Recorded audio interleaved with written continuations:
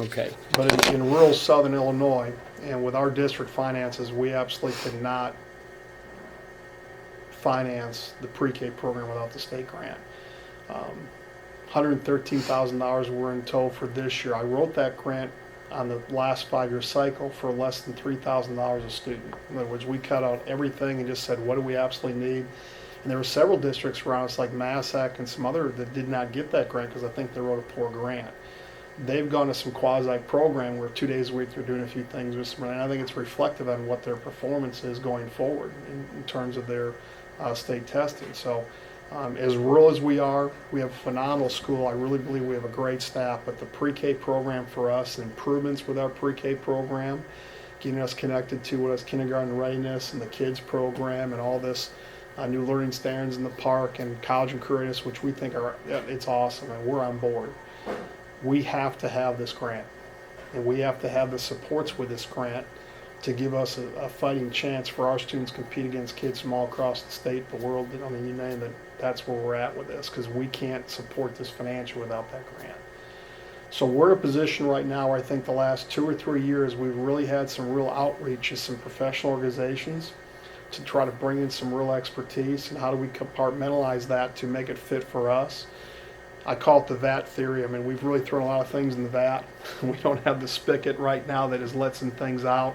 So we're trying to prioritize what it is that we think we most need to prioritize with the information we have, with the experts we're working with, and let's identify some real areas of improvement that we know we have to have. We got to highlight that. We've got to prioritize that.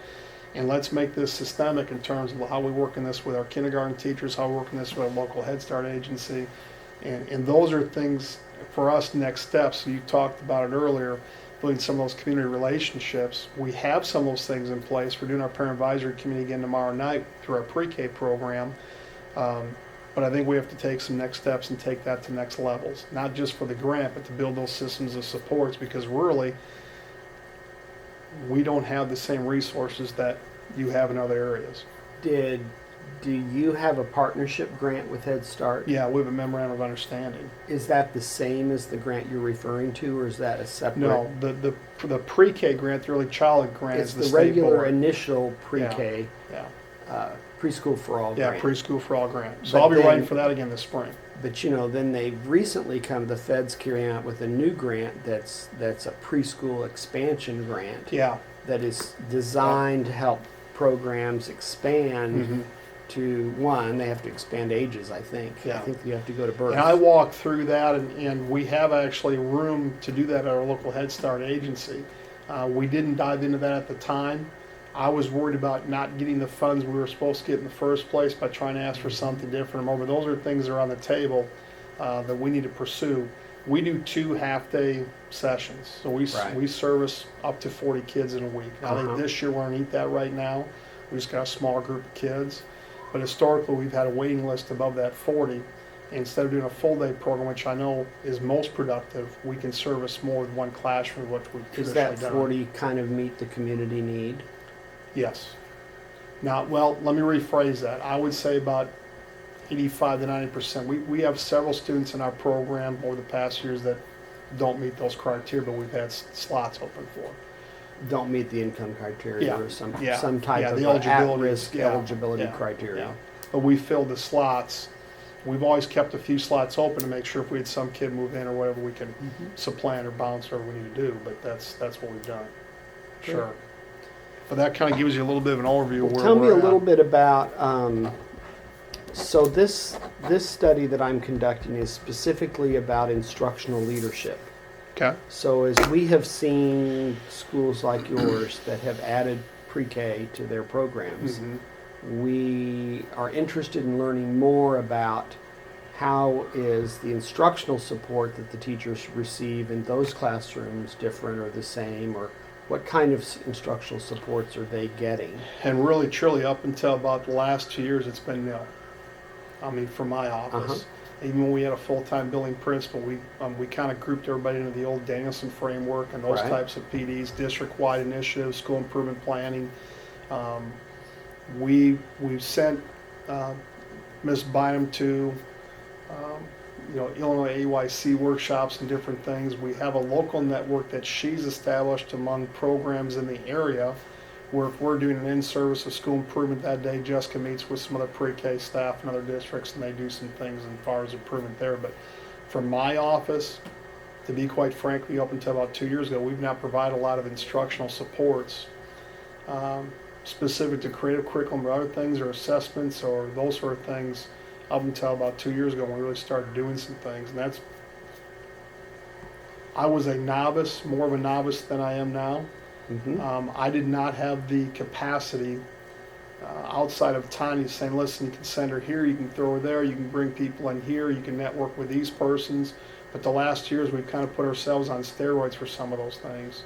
And I think our program coach will be in place this year, next year through state board is going to be just phenomenal for us. Because it's one thing for me to go in and evaluate somebody in our collective bargaining agreement procedure. It's another thing to have somebody as a practitioner in that program giving some support instructionally. So tell me how you're doing that. I mean, well first of all, I'm going to back up because you've said you're way ahead of me. Danielson framework. So yeah, this is are our you first still full using year. it? Yeah, this is our first full year using and the do you Danielson use that framework with your teaching. pre-K classroom? Yes. Yep. And Doing how all does student it mesh with your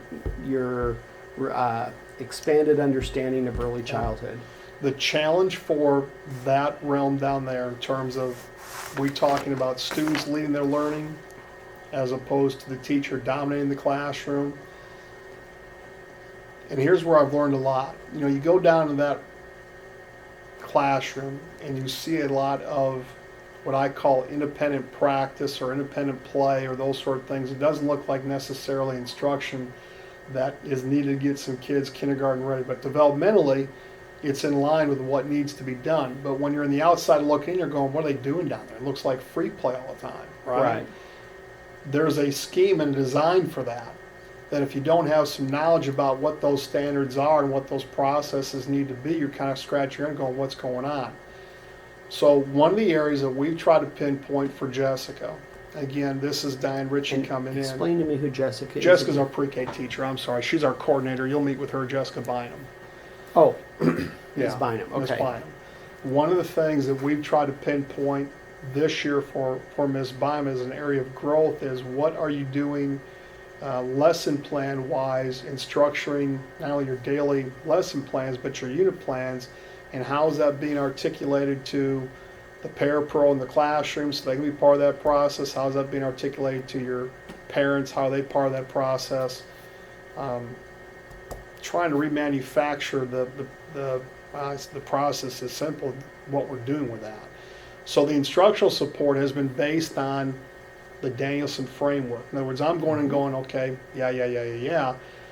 I'm not sure that the question you asked me, does it really mesh with early childhood standards?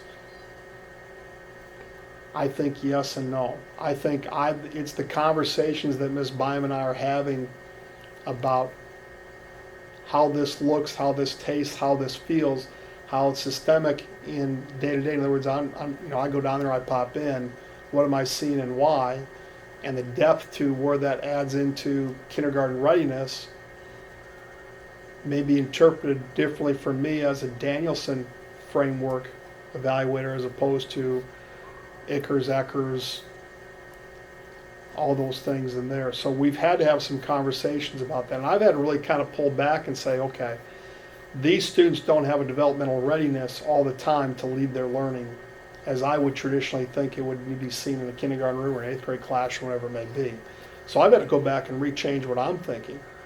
And do they not have that readiness because, do you feel that they aren't at the developmental level you were expecting, and is that because the criteria for accepting those children into this program? That's an interesting question. Over the years, we've had some very strong groups in that regard. Mm-hmm. We've had some very large gaps in diversity in terms of readiness. Right. This year we have a student who's on the spectrum and has an individual aid, and we've had students who use wheelchair, and again, developmentally, we have a pretty good gap there. Right. We used to host the life skills program. We've had some students age out of that. I think we're going to have to reinvent that as we have some other kids coming through our system the next couple of years. So inclusion is a huge deal for us. We support that. We celebrate that. Therein lies the, I don't want to say the inhibitor, but the challenge, I guess, is how are we being as student specific and student centered as we possibly can with our instruction? How are we getting that information to the parents so that they know from day one when they walk in to day whatever it is, 176 when they walk out, that their student has more of a readiness and has ensured some growth on that spectrum?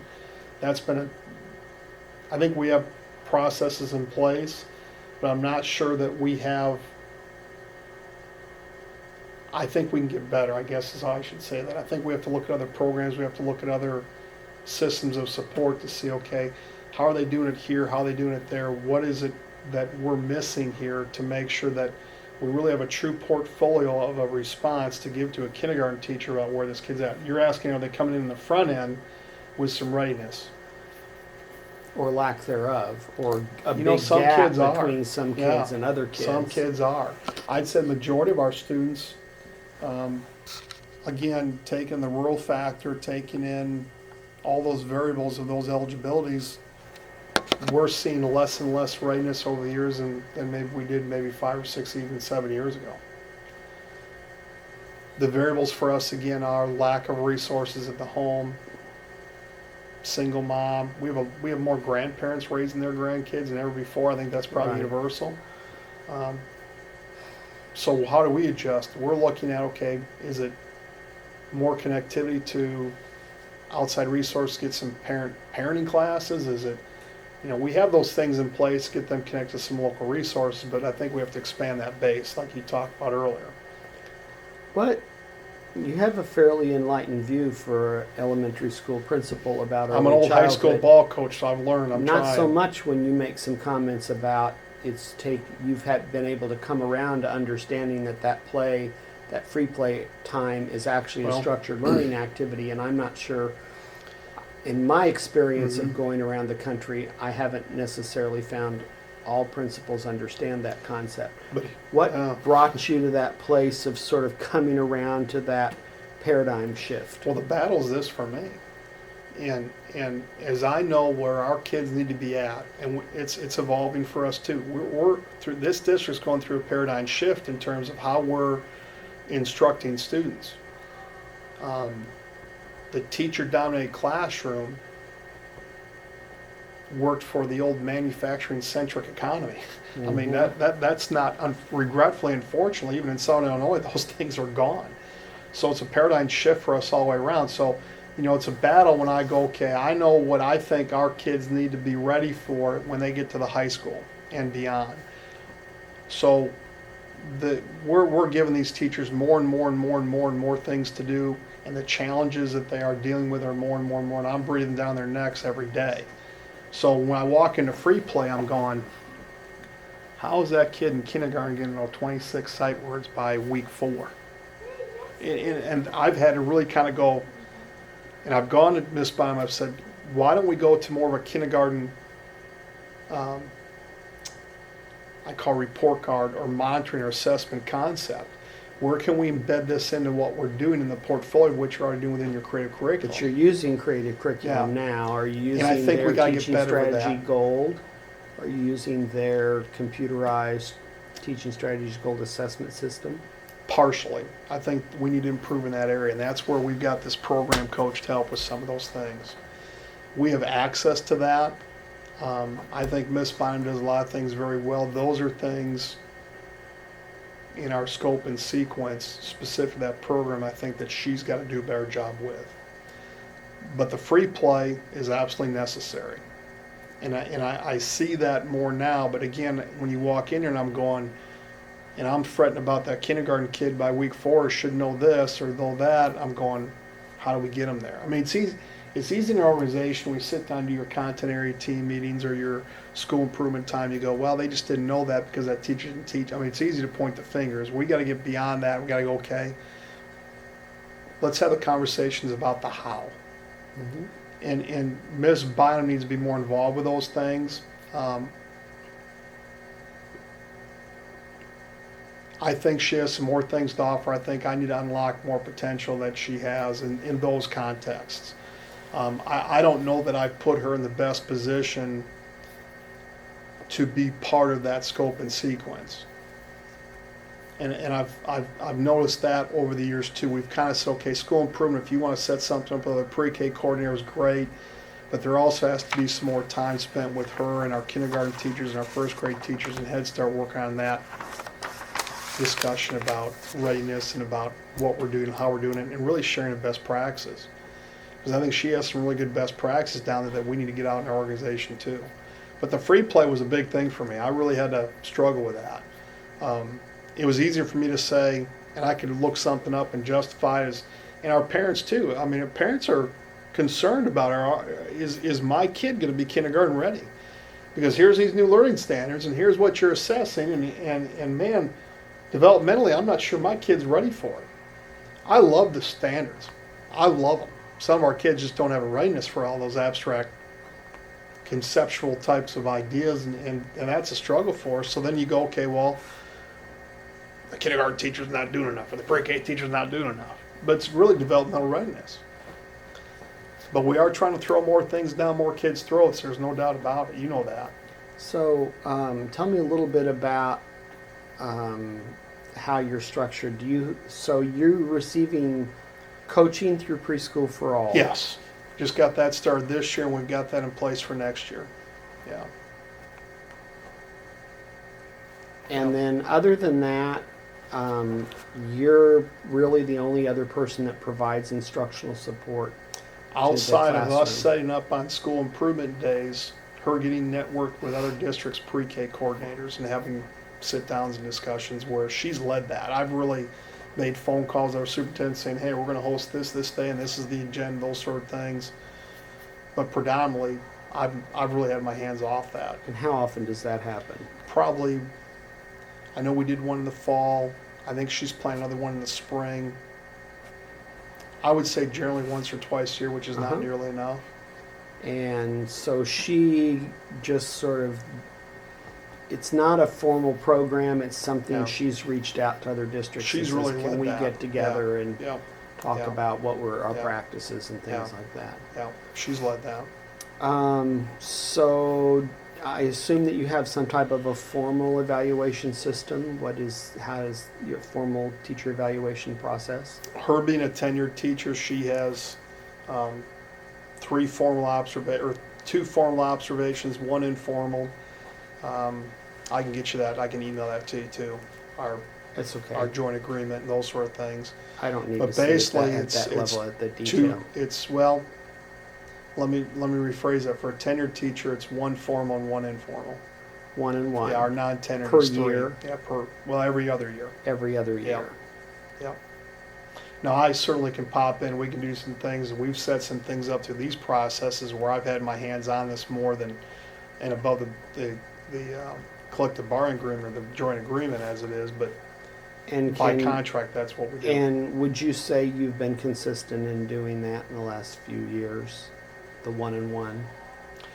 I don't know if I'd use the word consistent. I would use the word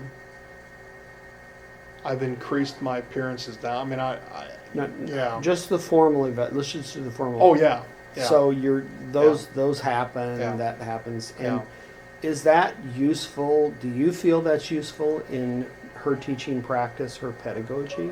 I think on our old retired local assessment, which had a lot of Danielson-esque concepts in it, I think that was somewhat productive. I think the new Danielson framework and the conversations that have to take place with that going forward, I think will be more productive. She has a form of, she has an on-year this year. We've added student growth to this capacity too for us, obviously. I think I'll have more of an impact on that than I had with our previous evaluation instrument. What's the nature of those conversations? You've referred to that a couple of times now. Basically just, pre-conference setup, observation, post-conference for the summative, having that two-way communication about, here's what I saw, here's your evidence that you're giving me out of your evidence binder now.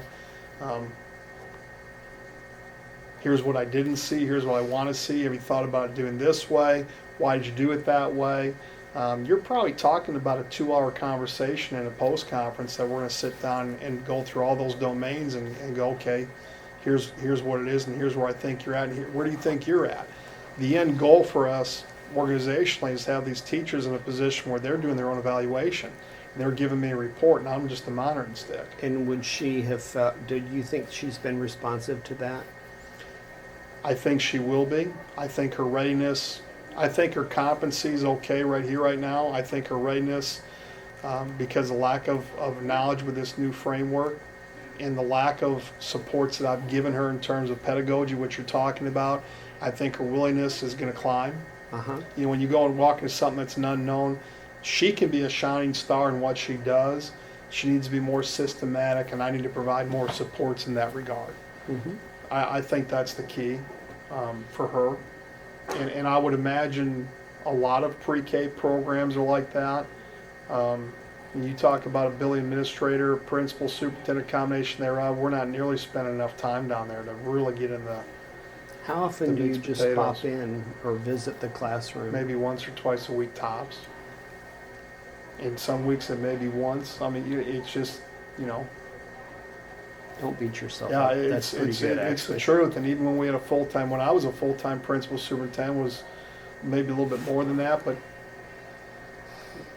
with our new evaluation system, I think we're a little bit more proactive. We were reactionary. I mean, you're just And are those real visits or just poke your head in the door kinds of combination. things?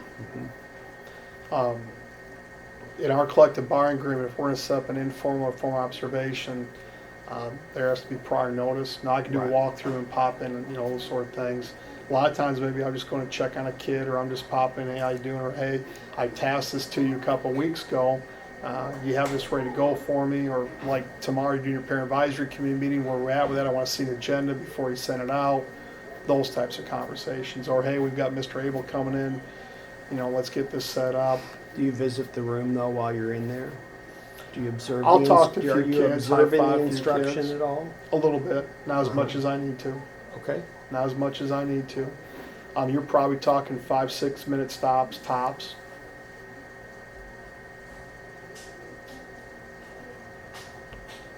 Okay. So How about professional learning communities? Do you have any PLCs set up in the building? I don't have any formal PLCs in the building.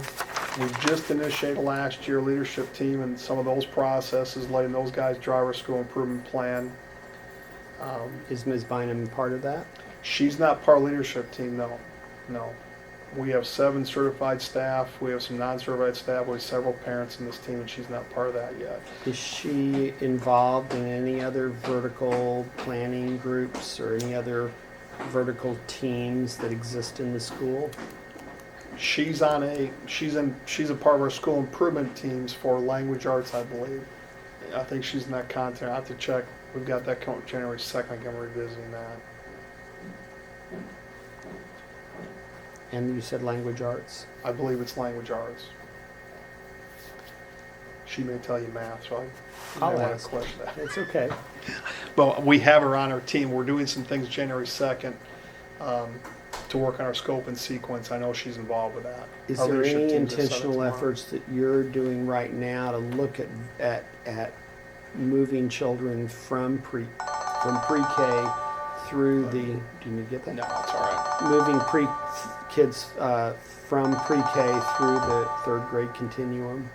Is there any intentional things you're doing to sort of No. have the first, second, and third Yeah. kindergarten, first, second, and third graders coordinate with the work that's being done with That's pre-K? what we're next stepping.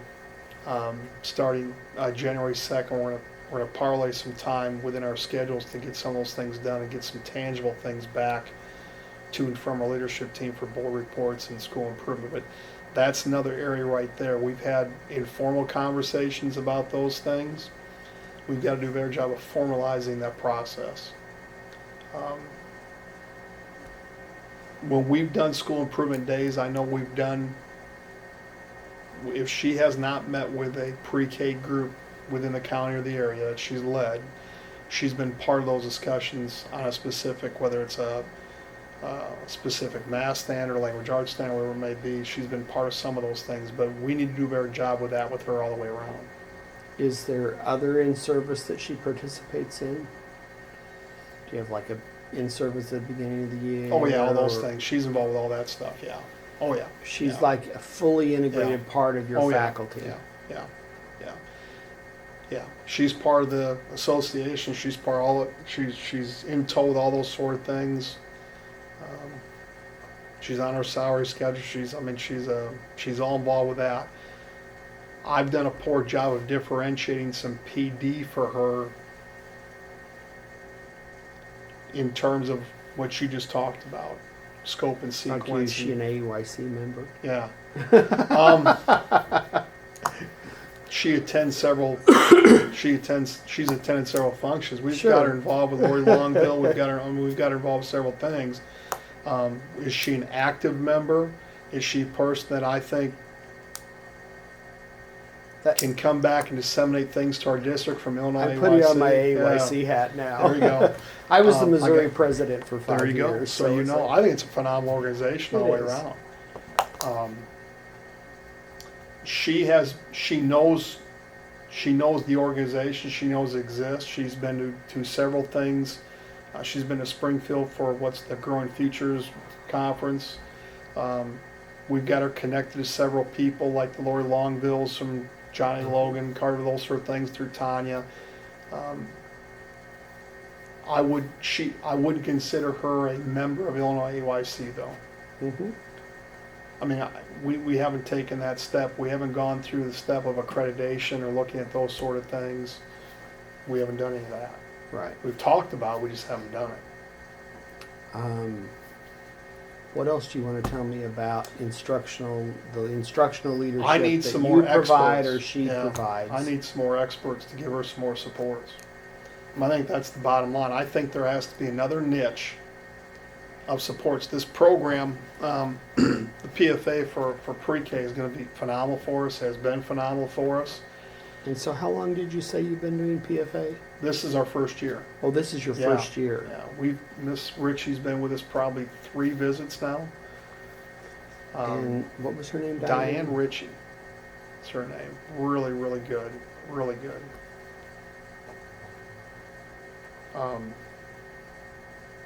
And we've gotten ourselves involved with several different studies. UNC Chapel, like I said, the live binder for the Family Community Connections, which again we didn't get the award, but the process was great for us. We're trying to put her in position to do different things like that, to lead, so that our program is looked upon as being a local leader. Does ISB provide any specific supports to your preschool program? I'll say that one more time. Does ISB, the state board, provide, other than the PFA? Or? This is the first time we, outside the National University coming for the compliance probe, that's all we've had. Right. Yeah, yeah, yeah. And again, so locally, we're just trying to figure out where we can pull from, again, the sharing of best practices from these other programs and see where we're at and just meet and plan some things. But I have not necessarily, I've set it up, but I've not driven that. She's driven that. So as far as support from my office for those things, she's used me as a resource, but I haven't really sat down and embedded that into our school improvement plan per se. How come? Well, we've got district strategy aligned for it, but you're right. Has she driven, have I put her in position to drive that strategy? And no, I have not. And those are things that I need to let go of and let our staff do more of. And I think it's a readiness from her end of it. I would say that in general. Our strategy 10 this year is, again, the PFA and those sort of things, getting involved with more of that. So we have it written. I got to get her to a point where she's taking this strategy and she's diagnosing, she's smart goaling, she's doing all these different things, she's doing the reporting on the monitoring stick. I've got to do a better job of that with her. She's got to feel, taste, and understand this And better. you would say that the district doesn't have enough resources to support, even in a part-time way, additional um, specialized Well, uh, instructional support. that's for probably preschool. something I have to do a better job writing into that grant. And I think that there's monies there to do that. We've built in opportunities for, like I said, the Growing Futures Conference. We've built in some PD supports. But I probably need to get some more specific networks that can be built into that financial grant for us to do some things. And really, truly, I can lead some of that. I need to lead some of that, but if I'm really being most impactful for her, I probably need to get her and task to her and say, listen, I want you to find 3 or 4 things the next month, or 3 or 4 things the next 6 months, and we can start building in this next grant cycle. Like, we're going to task to you that you can lead for PD. And now you can bring back to our local area. I mean, those are things I need to do a better job of for her. I want to see where her growth is at with this PFA on the instructional and the lesson plan side of it and the creative curriculum side of it. I don't want to fill her vat up so much that I'm getting a coverage or a skim of some things. That's right. But we need to pinpoint some real areas of improvement, and now let's go get some resources where she can drive this. I've had a hard time letting go of some of those things. I've been managing and controlling most of that in my office, and I need to share some leadership around here, and she needs to be part of that more too. Is she open? Do you feel that she's open to Diane Ritchie coming in? And Oh yeah, I believe so. I asked her about. I get that from her. Again, just the same framework of Jessica. I'm not in a position every day to give you instructional supports. Let's bring another expert in. And how often does Diane She's come? got 32 hours with us this year. Wow. And I think she's got 32 hours next year with us also. So, you know, And that includes like observation, and observation, assessment, reflection, and feedback, and setting data. some targets and some goals, tasking some things to her for her next visit. And she's also going to help us get our hands on writing the next year's or the next 5 years cycle grant. Which again, the business side of that, I need to get Jessica more involved with. Mhm. This is her 6th year now, going into her 7th. So I've got to put her in better positions to get dirty with that business side of it and the PD side of it and those sort of things, let her drive that and lead that. And I think she has more readiness now than she's had. Talk to me a little bit about your collaboration with Head Start and what's involved with that. We have dually enrolled students. That's the premise. We have a student who may attend Head Start in the morning and then attend our afternoon session. So they bus a kid from Head Start to here. Our memorandum of understanding is basically premised by that. Of course, their grant is different than our grant. Some of the things that they're accountable for are different than what we do with our, I mean, they're not Danielson and those sort of things. Who's the agency here for Head Start? Southern 7, And Head Start. It's just a Head Yeah. Start agency. It's not Yeah. a community action agency or other thing. It's the Southern 7 Head Start. I used to be on that board. I did a 3-year cycle. I led all those board meetings. And so we had connectivity that way where I had some real input in some policy and some, networking there. Outside of that, we have student meetings where everybody's at the table. Head Start and us are involved with some of those student meetings. We could do a better job of billing their time in with us on school improvement days. Those are, I think, next steps for us too. I think they do some really good stuff there. I think there's some things that we really do well here that we could do a better job of networking best practices for. Do they offer PD for their staff that Jennifer could participate in? Jessica could possibly. Or Jessica, Yeah, I'm that's all right. The ICRs and ECRs pretty much dominates the Head Start process over there for them. We have been a work in progress on the ICRs and ECRs. We've made some growth in several areas. Of course, now the hand washing is less of a problem we spent so much time with that, bless our heart. I'm so with you But there. that is one area that I need to put Jessica in a better position in with Head Start to get some more PD with, because they have Ickers and Eckers coaches involved with their program there.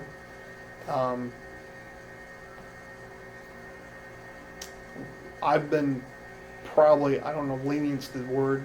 I've not prioritized that for her as I probably needed to.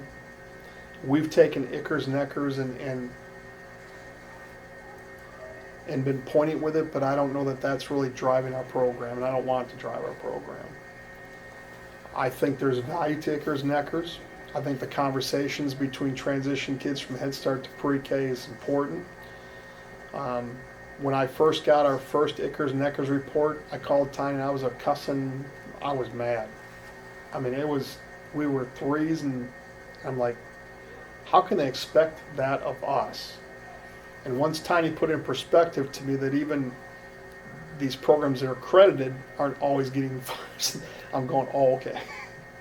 That, again, another learning curve for me. But there are some things with Ickers and Eckers that are congruent in terms of our kids' readiness and a skill set to be ready to learn that we need to get better at too. And so that's an area that when you bring that up, and I think Jessica will probably allude to that too, I would think she would, is trying to find more time to having those scope and sequence conversations with Head Start at the There's table. a new Eckers out, Eckers 3.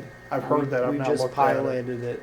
I just conducted an evaluation study comparing how did 50 programs in Illinois. We did concurrent assessments, so we sent our two assessors into the same classroom, and they wow. assessed. One of them Mhm. used the old Okay. Eckers R, and the other one used the Eckers 3. And then I Okay. did a comparison study to see Wow. where they were different. So Wow. What And was the it- general yeah, synopsis? it came out that there wasn't a lot of differences Okay. in scores. There Mhm. were some were up and some of the some of the subscales were up and some of the subscales were down. Okay. So it went both ways. In Pennsylvania, did a similar study, and there's all of the scores went down on the Eckers 3. So, Okay. but you might like that instrument better. Based on what you just Well- said, you might like the new instrument better than the old one. It's less about counting toys and more about teacher interaction. Well, that's what I was going to say, is that I'd like to see some more ownership with that, because, you know, the program like ours, and you'll see when you walk into our classroom, our lone classroom, there's a lot of inhibitors just in physical space in terms of getting from 3 to 4 to 5. And so we're utilizing different parts of the building to manage some of those areas. But some of those things have been out of a teacher's control to some degree in terms of getting some of those things done They for a almost district always like are ours. on an instrument. that's There's been the always thing we just something had you to put in take a hit perspective. on, Sure. and you just Sure. take your hit. Sure. What do we call it at McCormick? We say, take your ones. Yeah, we there you say, go. just take your That's ones. a good point. That's a good point. But it has given us some real time to reflect on what are we doing, and then we network with other pre-K programs in the area, where are they at, and now it's just sharing the best practices. How'd you get from point A to point B? So that has been productive for us. It's just the onset of looking at that document in whole and going, wow, how do they expect us to? And that's where I think that's the next step for us. Okay, how do we now reconnect with somebody from National University or somebody else saying, and it's probably just as simple as going to Head Start and giving those coaches, because they've really done a nice job with their assessments there, of getting somebody smarter than me to say, okay, we're here, how do you get to here? We're having conversations about where we're at, but I don't really have a true sense of how to get to some of those places. And that's, again, a lack of support that I'm giving them down there. So when you talk about having some more connectivity to the Head Start in that regard, or somebody else, that's another one we need to check off, no question. Are there aspects about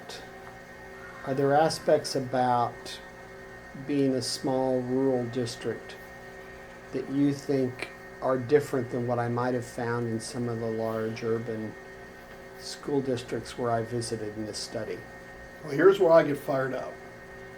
When somebody here says that because we're rural, we have we have less of a chance to get a kid college and career ready. I get upset about that. Mhm. I mean, I really have passion about that. I mean, and I think that we can have an understanding about the inhibitors, but, and again, this isn't a derogatory statement towards a kid in East St. Louis or Peoria or on the south side or east side of Springfield. It doesn't matter. Every particular district, program, area, student, families, they have their own inhibitors. I think for us the difference is being in a rural area, our families don't have access to a variety of resources as compared to maybe the family who has the same economic situation, socioeconomic situation, whatever you want to parlay that to be, in a larger metropolitan area that may have access to another or more resource. So we've had to really look at, and again, I think this is the next step for us. What do we have? Where do we have to broaden the base? What do we have to prioritize in that broadened base to make sure that we're getting as many resources to these families who have all these inhibitors in the rural context? That's our biggest challenge. To simply say we stop the conversation, go, well, dad doesn't live there, grandpa and grandma raising the kid, mom's going to jail, they don't have any money, we feed the kid here, we clothe the kid here, and we just stop there in the conversation. We say, okay, the kid doesn't have a chance. You'll find me getting upset. I mean, I think you'll find people that are getting upset predominantly, but sometimes that's where we stop that conversation. So rural versus the same or similar variables in another area, I think the difference for us again is a lack of connectivity or a lower amount or lesser amount of a resource. Southern Illinois is a wonderful place to live, but even just some things on a medical side, you're traveling to St. Louis or Evansville or Nashville to get some really specific high quality type of medical treatment. We have good hospitals here, don't get me wrong, but I mean, if you've got a real situation, they're sending you, because we just don't have that. We don't have a Boys and Girls Club. We don't have the Parks and Recs. We don't have we have an after school program that we pay for here that doesn't include the pre-K kid off, it's a rural schools grant that most schools use that for technology. So again, when you talk about what are we doing for these families when the kid leaves the building, and how do we get in these kids ready when they get in the building because the family doesn't have, we only have so much to draw from around here. That's the biggest difference for us. So are we saying that now? I look at it this way. I think we can send a kid at Tinley Park to a math workshop, and our kids will know by 8th grade that algebraic I mean, they can do it. I'm convinced. The difference is we're sending our kids with pencils and paper. The kid from Tinley Park showing up with a Chromebook. Now we got Chromebooks, but I mean, that's the difference. Right. And there's some inequity with that. And so utilizing and maximizing what we do have and trying to broaden that base with the SIUCs and Johnny Logan colleges, wherever it may be, or persons like you, and give us some more information. Have you thought about it this way? That's more of that has to be part of our system. It's got to be part of our mindset because it's not at our front door. Do you feel that your colleagues, your peers, other superintendents and or principals in rural schools like yours have as enlightened a view about early childhood as you do? No. And I wouldn't, be quite honest with you, if I didn't have Tanya. And she was an old high school teacher. Her dad's an old high school AD. I mean, until she got into that, we were both high school teachers. I mean, she's provided me a network that otherwise we would not have. The other side of that is the challenges that I know that and again, I say challenges in the most positive sense. What we need to do here at Vina Grade School, that your kids are ready to learn and have a readiness to compete in this global market. And I know people laugh at me when I say that. I'm a big Ralph Martiri guy. I think he gets it. In other words, until we all have the mindset that we're going to have to get our kids to earn a higher wage, that's how you fix the economy. I'm not saying every kid's got to go to college, but we've got to have a better capacity in what we're giving our kids now. It's a different paradigm how we're giving, these kids some information and letting them lead their learning. But until we all believe in that, pre-K, and even for me on some days, it's a reactionary thought. Okay, if there's something I need to fix in pre-K, I'm there. It's not part of our fabric each day to go,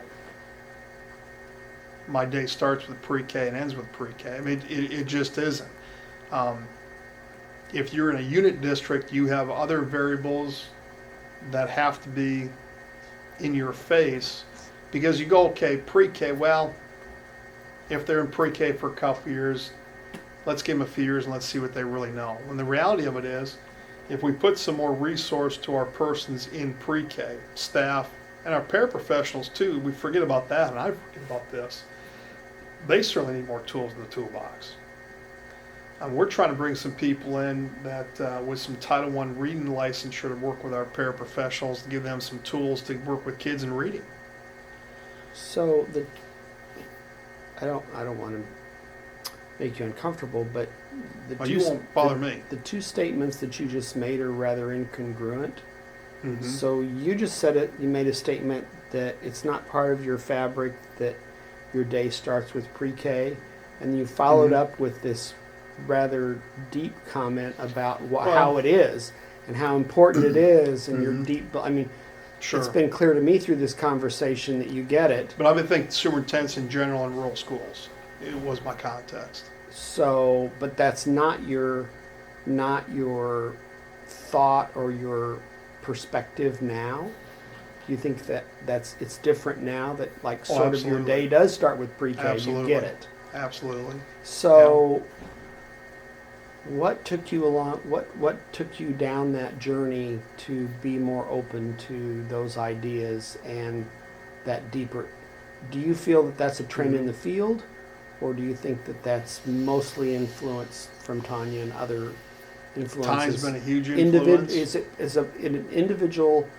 it an individual personal journey you've been on, or has it been influenced by things that have happened in the field? I like that question. I think it's a combination of both, but I think the priority has been Tanya for me. But absolutely, when you look at the pride we need to take in where we need to get our kids ready to be at by the time they leave 8th grade here, and looking at what our kids need to prepare for, it's different what I need to know in 1988. It's different what kids need to know even 5 years ago. And I'm really hitting that hard here. I know people are getting tired of me saying all these things. Because no teacher after 20 years wants to go, I got to look at things differently. I got to step out of my comfort. I mean, that's a tough thing to do now. Of course. It's a tough thing for me.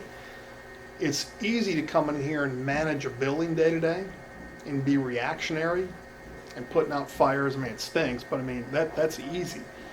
Understanding situational leadership and being transformational in terms of getting our kids a readiness, a real readiness and a chance to compete against kids from all over the country. That has opened up my eyes to say, listen, we have to start this conversation at the front end and pre-K. Now again, when you're consumed with in a rural district like mine has lost the money we've lost, and you're fighting tooth and nail every day to make sure you're not having to extend a line of credit to get your bills paid. That's where we've been at the last 3 years. That's a challenge. In rural Southern Illinois, I know it's a challenge for everybody. It's a challenge for even every superintendent.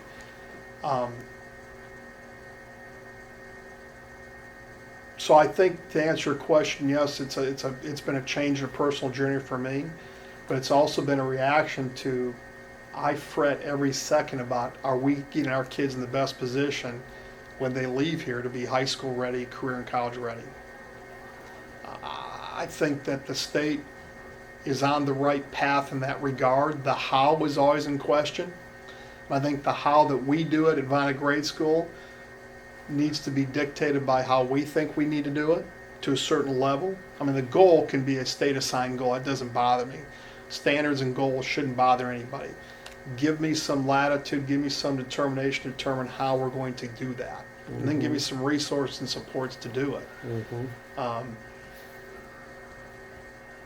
But the pre-K program itself because I know that we're going to ask that, and it is as beautiful as it is, it's been frustrating for me, Mr. Abel, because our younger kids, we're asking our kids to know so much more at a younger age, that if we don't give that type of critical thinking pathway exposure in our pre-K program, they're behind. Mm-hmm. Then in the back, well, free play. You know what I mean?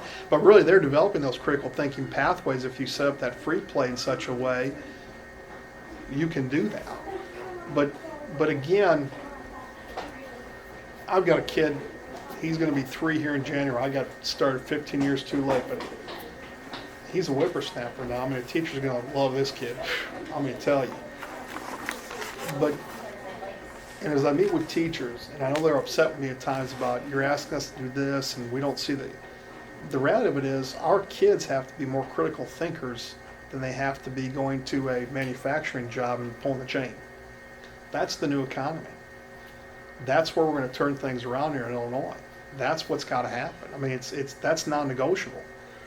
And so if we don't start that until a kid gets to 6th grade or 4th grade or whatever it is, I mean, where can we embed that in where they have developmental readiness for those types of things? And that's where I go pre-K, ding, ding, ding, ding, ding, ding, ding. And I'm not saying it's necessarily a teacher problem. I don't believe that. I believe it's a lack of support or system to unlock that potential in that classroom issue. And that's frustrating for a guy like me, because I'm a novice and I'm learning and I'm trying to grow myself, and I don't always do the best job of articulating the why or the purpose. I need to get better at that way too. So when you talk with Jessica and you're asking these types of questions, she may have a difficult time. She may be able to say some things that I've said, but I don't know if she has the same willingness or competency that I've really had to work at myself, because the VAT's already full for a classroom teacher and a pre-K program coordinator. Right. I think that she wouldn't argue with you. What supports or systemic things do you need as a principal to help you to? Well, there's things out there that I just need to attend. Yeah, I need to get to the Growing Futures conference. I need to get to those things. Like I haven't even attended the III in the last 5 years in Chicago. I do a lot of things locally. Financially, we just have not spent that title dollar to do that, because I've spent it here or spent on that side of this program. I mean, we've been very close to the vest in some of those things. It's an excuse, though, by me to say that I haven't attended, because that's really not. What meetings or conferences do you attend? We do a lot of superintendent meetings locally here through the regional office. Maybe more on a national, your own. I've not done those at all. NAESP or any of those kinds of groups. No. And again, there's no excuse for that. I just have to do it. Is it time? It's time and priority. And this is where I have a phenomenal board president, a really phenomenal board. They're trying to push me that way, and they're 100% correct that I need to get in a situation where I can let this place run itself better. And I need to step away and be more transformational in those types of PD opportunities. I'm working on that. I was not trained that way. I was never coached that way. For me to go to the organization and say, okay, in 6 months, here's the goal. You figure out the how, and every 2 weeks we're going to have a report back to me like you would see in the private sector world. The old me would have said, oh, well, I'll just do it. I'll have a report to you, we'll talk about it, and then we'll figure it out. That's got to change for me. So to be in what you're talking about, in that information zone away from this building, I've got to do better. It's not an organizational fault. I need a kick in the ASSS to do some more of those things. I've got the support of board to do it. I've not spent the money because we've not had the money to do that in the last several years, is the big inhibitor. When you're trying to settle contracts and it's adversarial because there's no money and you're sending yourself to this or that, you're shooting yourself in the foot in a small rural district, in my opinion. But there's enough online opportunities and things like that. Off to Washington, D.C. to some conference when we were I couldn't justify that. to You're putting your board in a heck of a spot. in a rural district like ours if you're not sending your staff to certain things because you're saying we just don't have the dollar to do it. Conversely though, like the Triple I in Chicago, my gosh, if I'm a classroom teacher, I'm elated that we have some resources to send some board members up there because I'd want them to what be is that informed. That's the superintendent's Triple line? Triple I. Triple I? It's a school board conference each year in Chicago, which I've never attended. We have several board members that go, and I know, to me, it's like you want those people informed. If they're leading your district, you want those people informed as much as possible because they're just once a month board members and making big time decisions. I mean, It's the same thing for me. I've got to increase my capacity in those ways and means, and for me to say it's the money, it's really a poor excuse. It's the excuse, but it's a poor excuse. No question. Let's see if there's anything. Oh, we ran over time.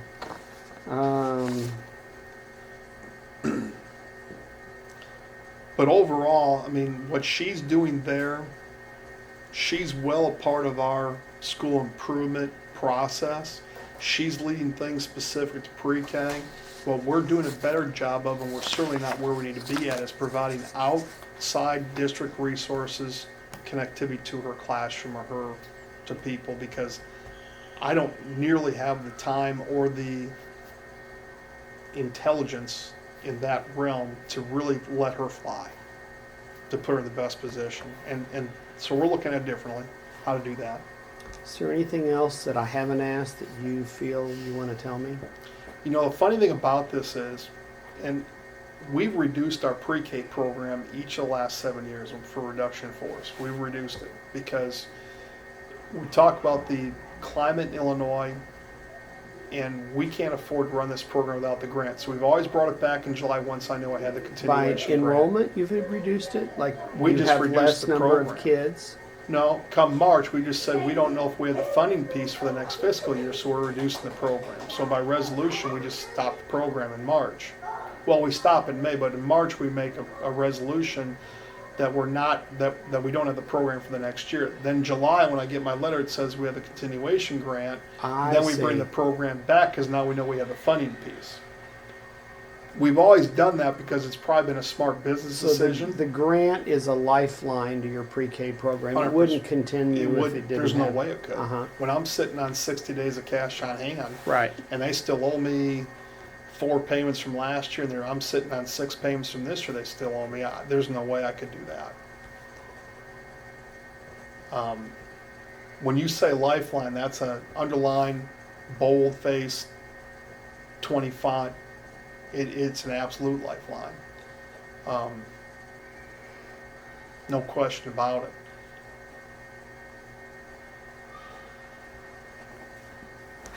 It has to happen for us. So, but when I laugh, and the board knows this, and like this year, we're writing for that next 5-year cycle, we'll reduce that program again. And our parents used to get really fired up about that, but now it's kind of a general thing. Okay, Frehner will bring it back, and it's just a time of making sure I can go back to the board and say, yes, I've got the grant in tow. I have to do it that way. Right. That said, I'm convinced that if they ever cut out the pre-K program and really made some big reductions, you'd have 1 million people at state capital justified. You don't give me money for buses, which they've not given me, nobody cares. But I mean, I don't think that this will ever go away. That said, for us, I think our board is really in tune with the value of the program. We'd have to get unbelievably creative to support something. That something would be nil to what we currently have. And I think as an organization, we got to continue to put the experts to Jessica to let her get some more connectivity to some people that have some more knowledge about pre-K early childhood. And then how do we take that now and embed that in our organization? As you say, we're having conversations with Head Start and our 1K, 1, 2, 3 teachers. And how do we embed that into that? And so that's really, those are conversations that continue to take place, and we're trying to figure out the how right now to do some things Do you more think tangible. your primary than what we're doing. teachers have that perspective?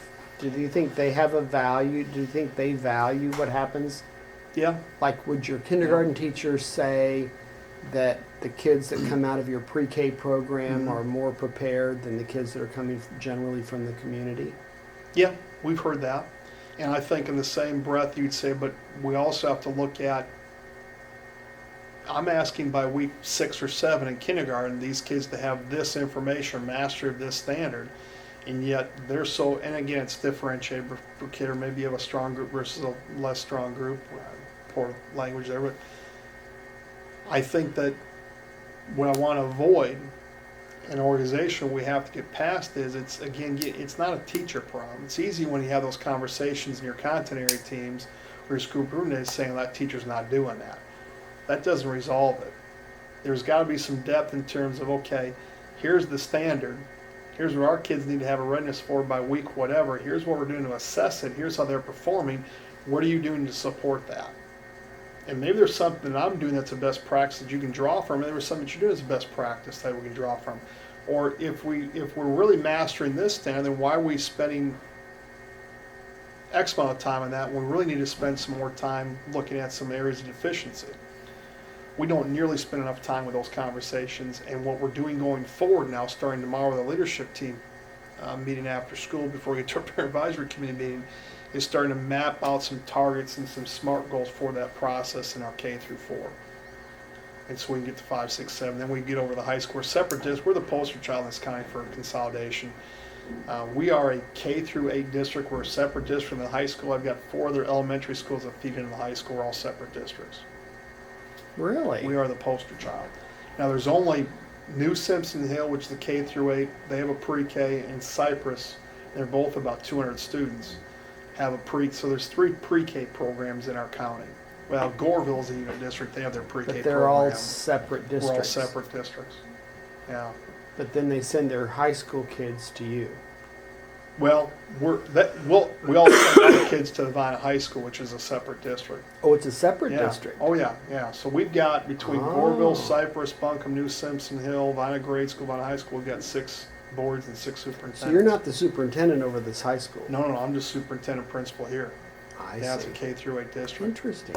Yeah. Wow. It's unique. That's weird. And we're all trying to hang on, I guess. Now, the high school's going to start a feasibility study at some point. I'm not opposed to that. My board's a little bit freaked out about it, but feasibility study tells us. Consolidated. Yeah, I think in any educational funding formula bill that's going to come down the pike, which is needed, they're going to throw consolidation back in the mix. They're going to have to, other accountabilities, because you're not going to be able to get funding formula change without giving something else. It's just not how it works. Right. So 5 years from now, 10 years from now, 15 years from now, we may be a unit district. You never know. Who knows? I told somebody I'd make a heck of a billing principal for somebody. So There we'll you see. go. I probably better talk to Ms. Bynum Okay. before we eat into her lunch hour. Let me go get her. I apologize, I'm yapping too much. You want to go